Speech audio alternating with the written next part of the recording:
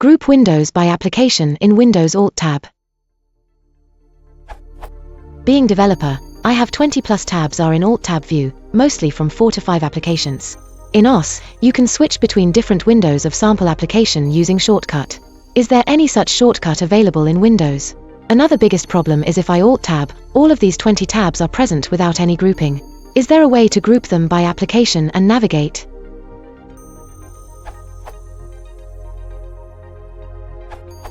Finally, I found free tool for the same. This URL. This is quite lightweight and I am living with this product for more than 3 months.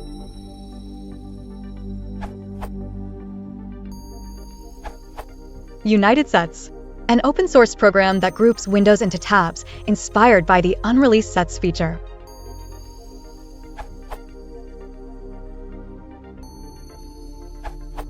This URL. At time in beta, Windows 10 x64.